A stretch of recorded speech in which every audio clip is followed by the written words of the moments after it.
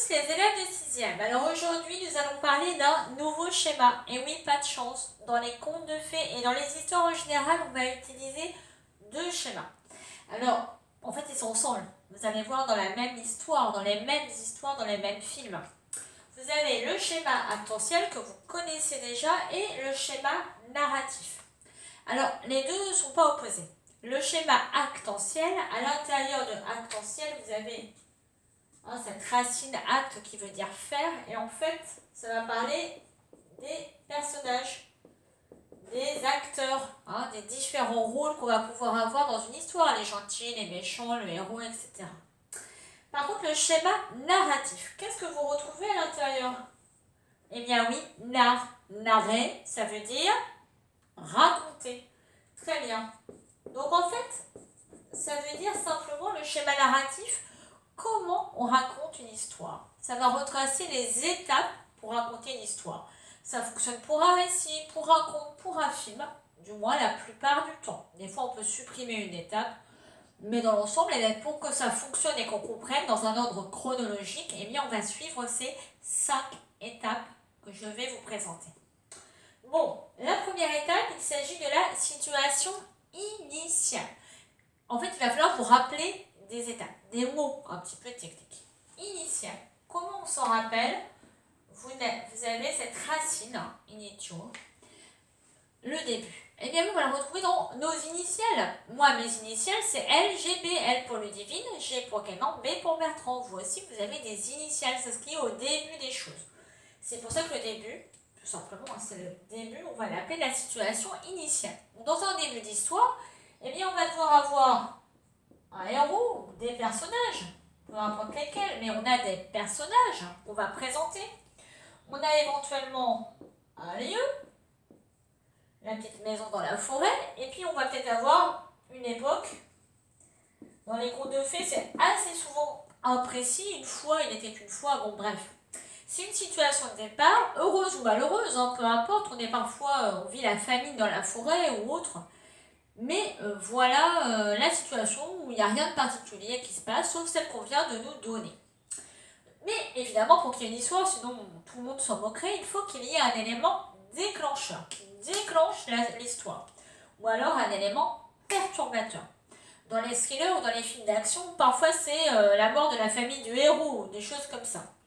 Bon, rien d'aussi brutal, quoique dans les contes de fées, on va avoir un élément déclencheur, donc c'est un nouveau personnage ou une nouvelle situation, un nouvel événement. En tous les cas, c'est quelque chose de nouveau qui intervient dans la situation de départ. Et puis après, on va avoir les péripéties.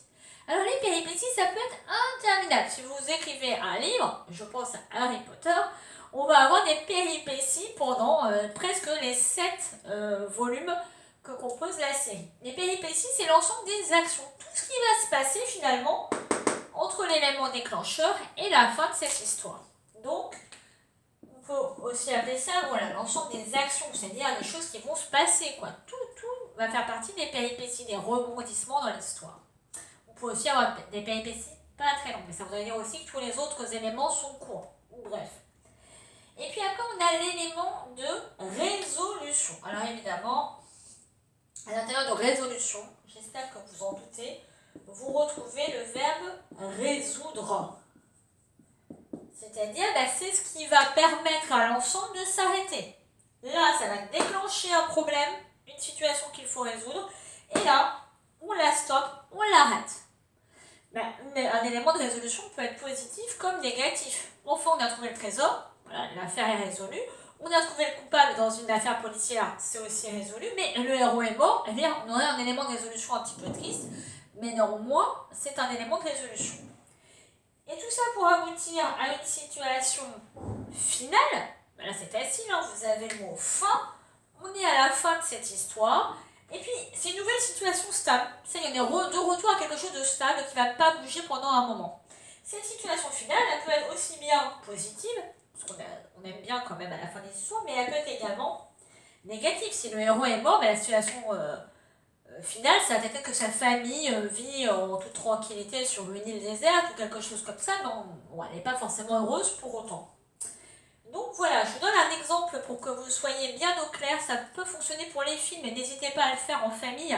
Essayez de retrouver les étapes à chaque fois, c'est assez intéressant. Mais en tous les cas, encore le petit chaperon rouge, parce que c'est un conte que tout le monde connaît bien. Situation initiale du petit chaperon rouge. Mamie est malade, maman a donné des galettes à aller porter à mamie dans sa maison. Quel est l'élément déclencheur? Qu'est-ce qui va être le nouvel élément qui va arriver ici? Eh bien, c'est l'arrivée du loup qui arrive de la forêt. C'est tout, c'est très court comme élément, souvent l'élément perturbateur. Le loup arrive, et là on sait qu'il va y avoir un problème. L'ensemble des actions, il y en a beaucoup, des péripéties. Et bien, dans les péripéties, déjà, il y a le loup qui va un peu attendrir l'enfant, le questionner. Le loup qui court dans la forêt, le petit chaperon rouge qui court, à l'arrivée chez la grand-mère du loup. Le fait de dévorer la grand-mère, le fait de tromper le petit chaperon rouge, de dévorer le petit chaperon rouge, l'arrivée du chasseur. On en est là. Et on passe à l'élément de résolution.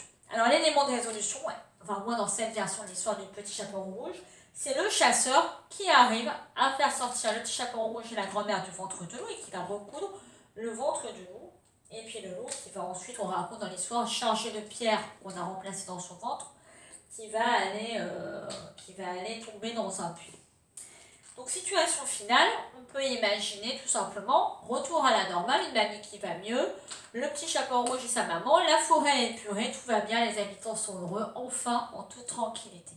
Voilà les étapes du schéma narratif. Ça fonctionne pour à peu près tout. Moi, je vous demande de travailler sur l'ogre et la fée, en sachant que dans l'ogre et la fée, on ne peut qu'imaginer la situation finale.